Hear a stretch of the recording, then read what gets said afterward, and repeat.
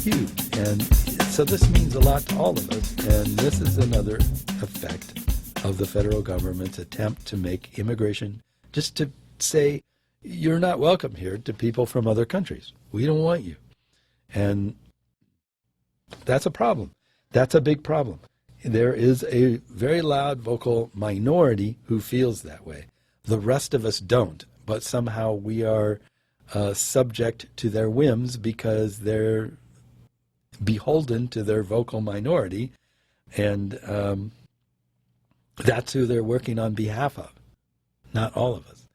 And that's a big problem. That's a huge problem with the current administration and its supporters, is that they no longer require that people work on behalf of the entire country. It's this, you work on behalf of us, and that's what we want from you. And that's not a good way to govern the country. Anyway, proceeding.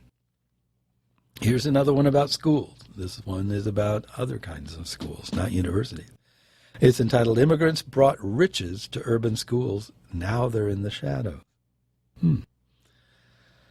So, Mary Donnelly, the principal of John Rura Elementary Middle School, has watched with pride for 18 years as new languages proliferated in the hallways, different countries were added to her social studies worksheets, and the students' population quadrupled. The influx of poor immigrant families brought a flood of resources as the school's official poverty rate rose above 90%, an after-school program, 3 interpreters, and a steady infusion of federal funding. But in recent years, as the Trump administration's immigration crackdown begins to reverberate through the nation's public schools, the students who had been such a fiscal asset have turned into a budgetary liability. Education leaders in Baltimore say White House policy proposals are prompting immigrant families to forego services that they fear could land them on the Immigration and Customs Enforcement radar or jeopardize their path to citizenship. And because the school district here uses families' participation in government assistance programs to measure poverty rates, John Rura, at least on paper, suddenly looks rich. The Southeast Baltimore school lost more than $240,000 for the next school year after it was dropped from a federal anti-poverty program called Title I, which doles out billions of dollars to the country's poorest schools. That loss is a fraction of its $4.8 million budget for the next year, but the money covered 3 staff positions and kept class sizes in the 30s. The Title I status also attracted teachers who were eligible for tuition grants from the federal government for teaching poor children. We're angry, Ms. Donnelly said, but we're going to make sure the kids don't suffer here. Here they count. In this cash-short school district, poverty rates in at least a dozen schools serving high populations of English language learners have plummeted in the last 4 years, while the material well-being of many of those students has really not changed. We have families under duress who now have to weigh the cost-benefit of being counted, said Sonia B. Santelices, the chief executive of the Baltimore school system. The distrust level rises now with every piece of paper with anything official sounding. Across the country, education leaders have warned that Trump administration immigration policies could send school budgets into tailspins. Under one proposal, the administration would broaden the range of public assistance programs, such as Medicaid, food stamps, and housing vouchers, used to determine whether immigrants seeking to become legal residents would be public charges on the country. That would effectively expand the programs that some immigrants may seek to avoid as they erase themselves from government assistance. Administration officials said the change would promote immigrant self-sufficiency and protect finite resources. Another rule would evict undocumented immigrants and their families, even family members in the country legally, from public housing, including 55,000 children, and the administration's decision to ask on the 2020 census whether respondents are citizens stands to skew official poverty rates, the single most important data point for federal education funding, by depressing the response of immigrants, documented and undocumented. The Supreme Court will rule this month on the legality of the census question.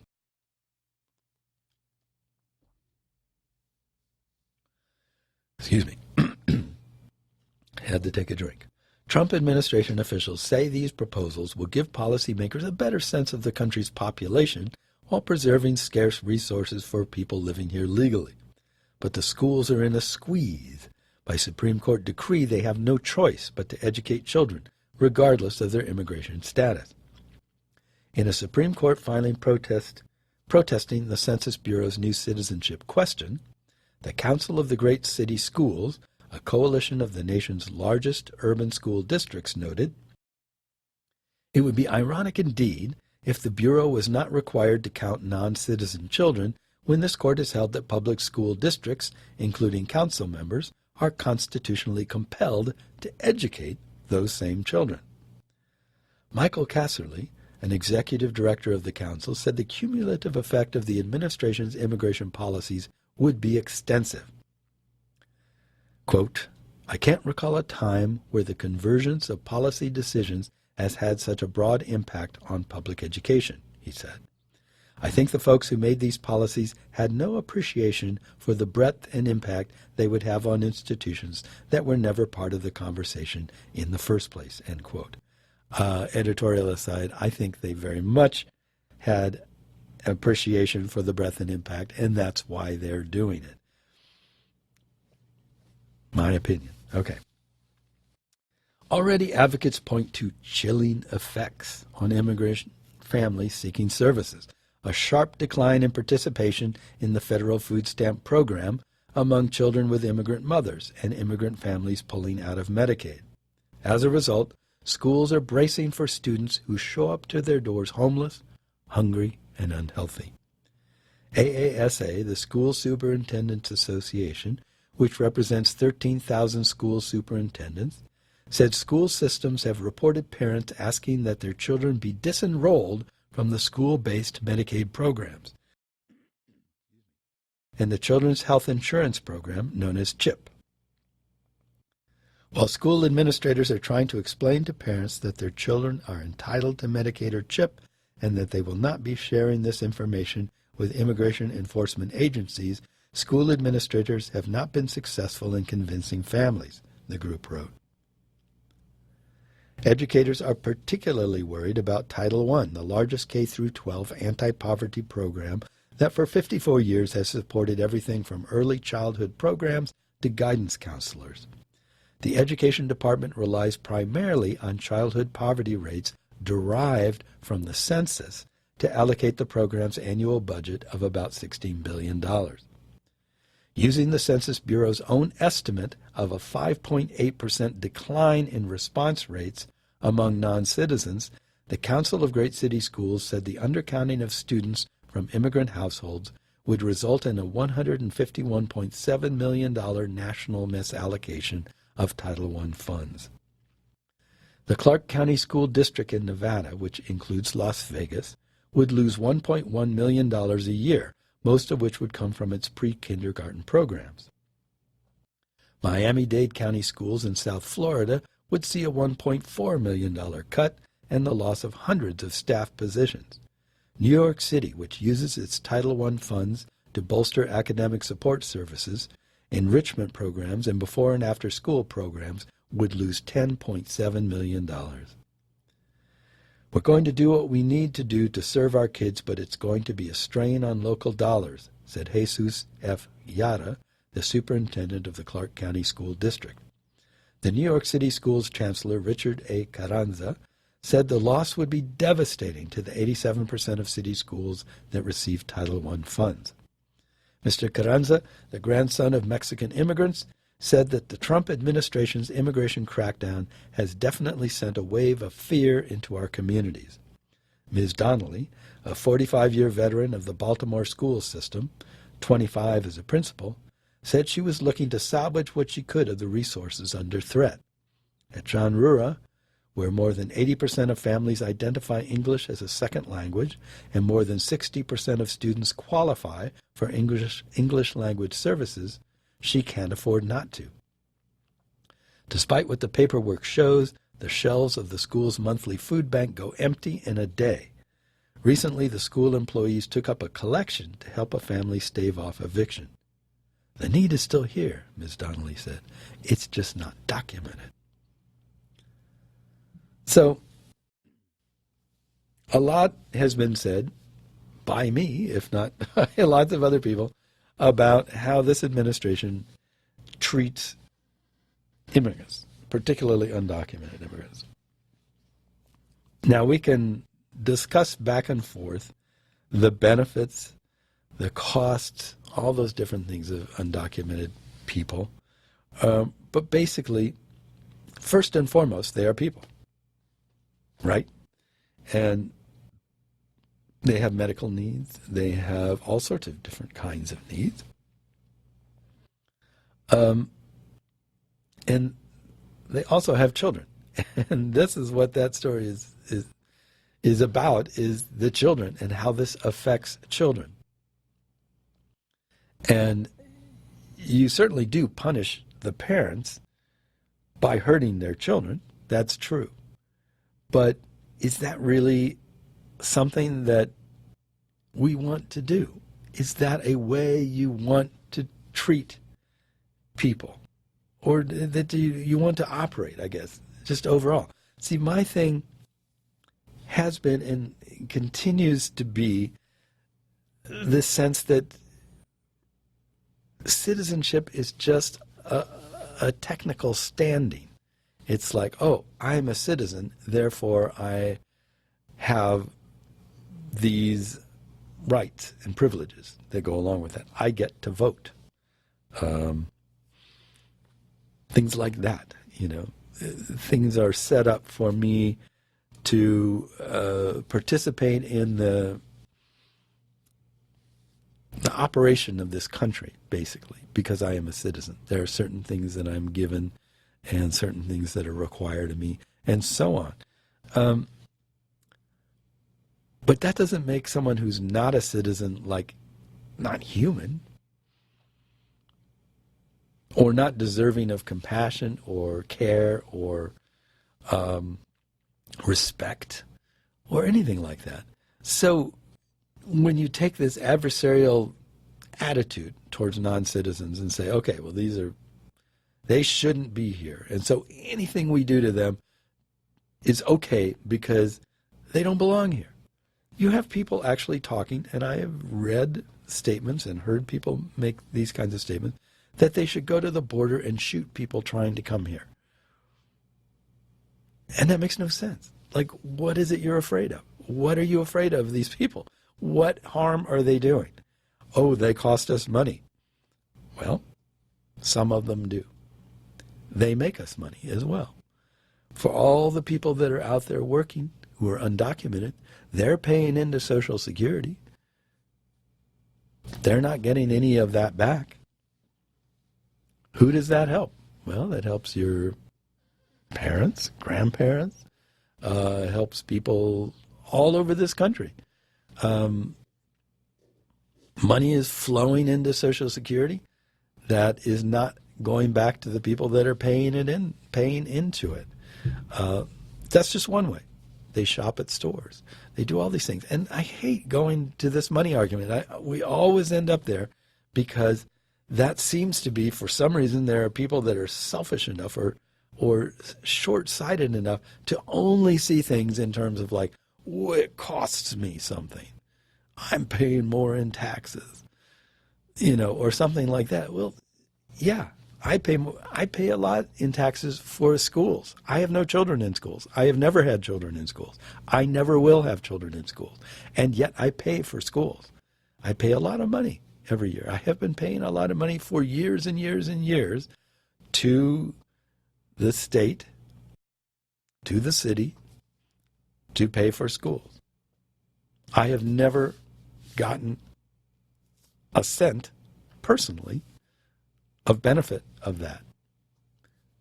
I have gotten indirect benefits because people were being educated, kids were being educated. They weren't wandering the streets like wild animals or whatever, what have you, I don't know. But I mean, in a direct dollars and cents cost loss analysis, I lost money on schools, on taxes on schools all these years because I did not use them in any way. So what? A lot of my money goes for things I don't get any benefit from, or things that I definitely disapprove of.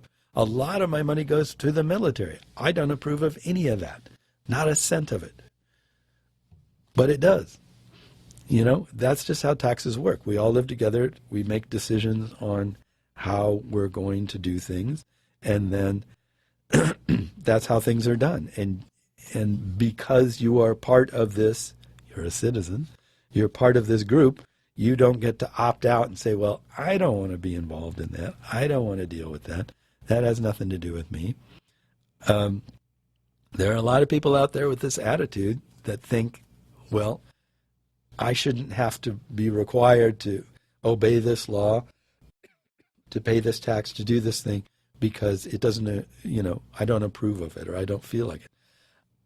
I wish I could opt out of a lot of what my taxes go to. I wish I could redirect where a lot of my taxes go and say, well, just put all my money into, helping out poor people.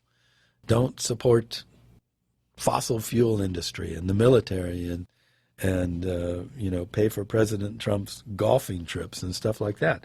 I am really disturbed that my money goes to that, but that's how the system works. And if you live here, you have to work within the system or whatever. But anyway, my point is that looking at everything as in dollars and cents and in what you personally get out of it is a tricky way of looking at finances for a community or for a nation. And I guess I'm mixing my point all up over the place, but I'm just saying that it's really ridiculous to think of humans, of other people, in terms of these dollars and cents kind of calculations.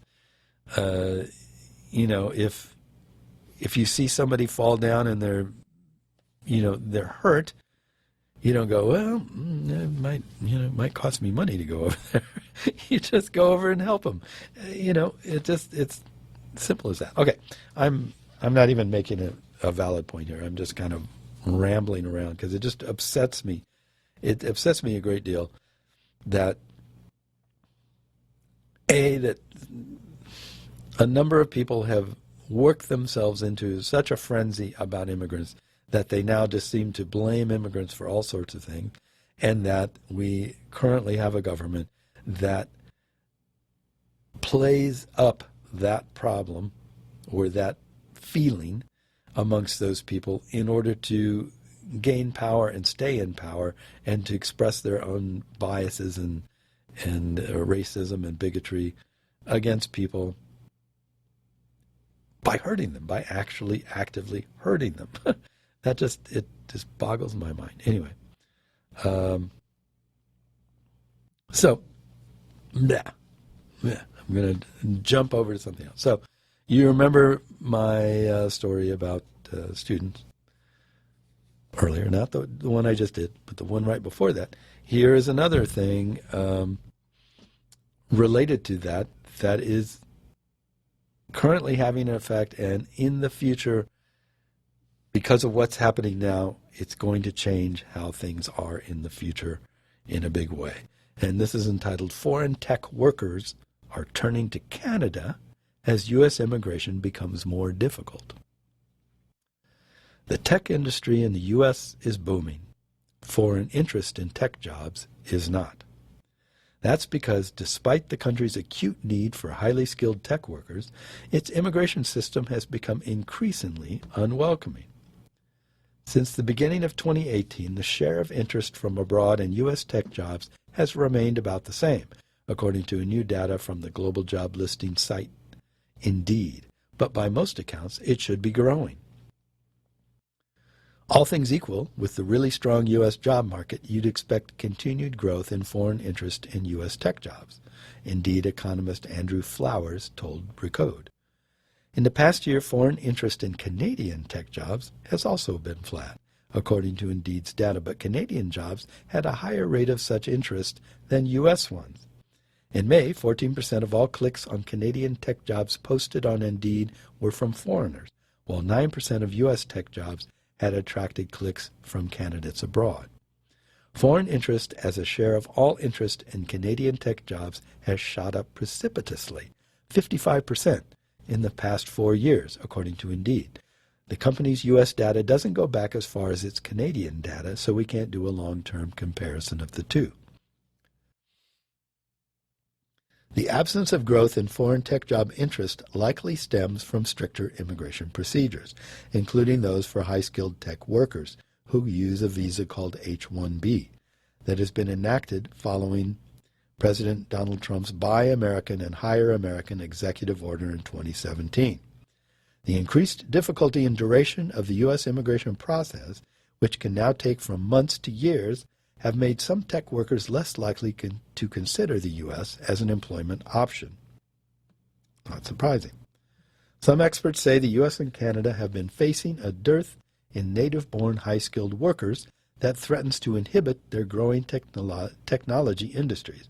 But while the U.S. has made it more difficult to employ tech workers from abroad, Canada has streamlined its own tech immigration policies. In turn, Canada has become a technology hub. Recently, a number of U.S. tech companies like Amazon and Microsoft have expanded their offices in Canada. Presumably, that's easier than dealing with ever-tightening U.S. immigration laws. This indicates that, in effect, a fear of foreigners taking U.S. jobs has led to some U.S. jobs going abroad. That's presented a challenge for the U.S.'s most dominant industry. Indeed, CEOs from many tech companies have been clamoring for immigration reform. No surprise there. Tech companies, or tech companies, as they're often called, have been asking the government for years to ease the immigration process and increase the quotas on new H-1B applicants, which has remained at 85,000 and is only a tiny fraction of a percentage of the overall job market since 2006. In that time, the technology industry has ballooned to be by far the biggest segment of the U.S. economy. For super unique, hard skills, you have to look as wide as possible to find the best possible set of candidates to meet the needs of the company.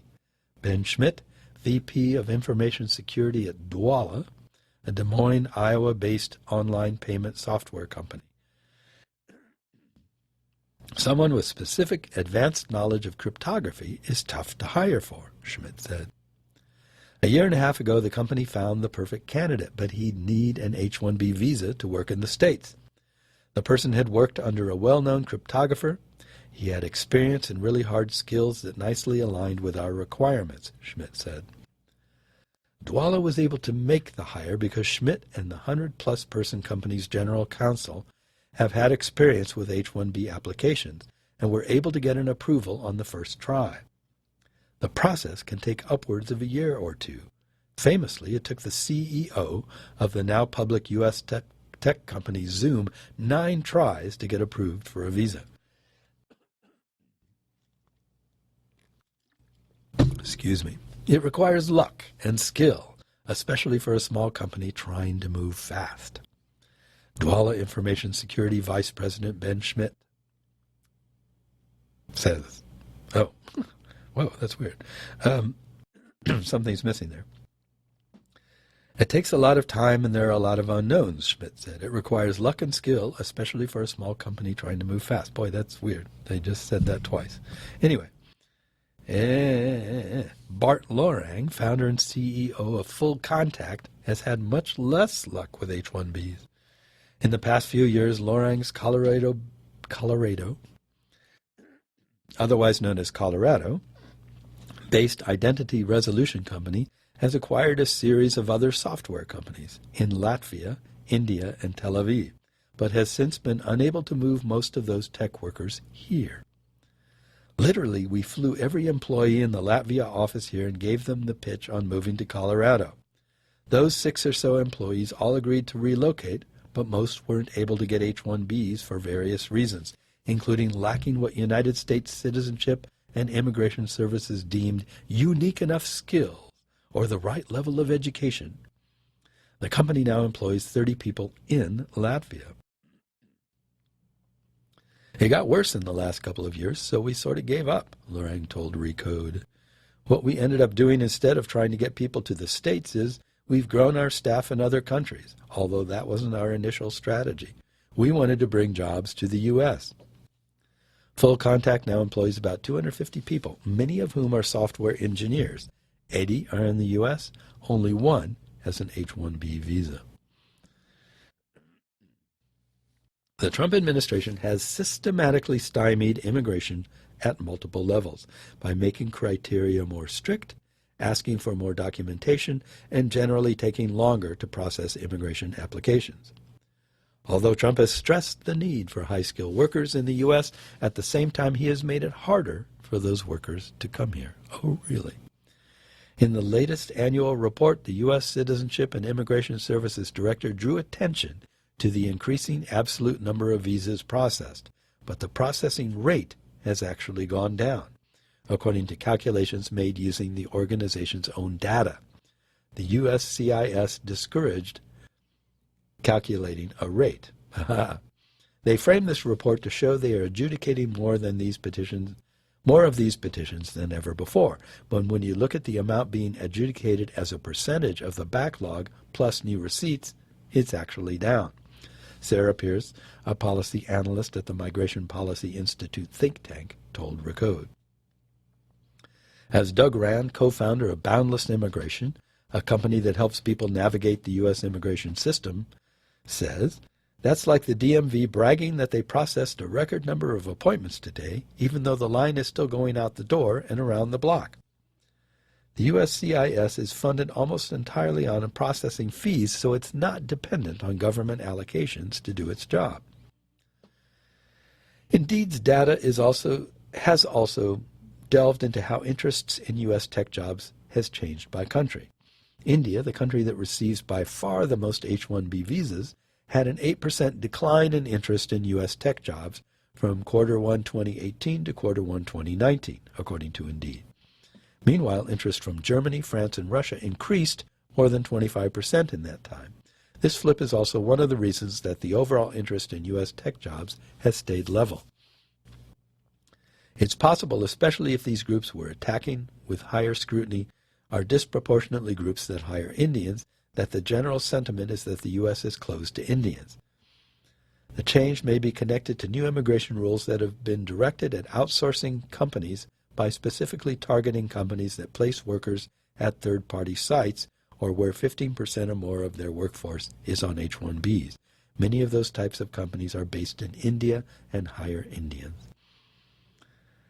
Stricter rules geared at Indian tech companies could have a chilling effect on Indians' interest in U.S. jobs. Anyway, I ran out of time. I don't have time to comment on that, but I think it's pretty clear that we are keeping away people that are interested in working here, and that we need them or are going to need them, and we are going to lose our edge in all sorts of ways. We're keeping out students. We're keeping out workers. We're keeping out a lot of people. See you later. Bye-bye.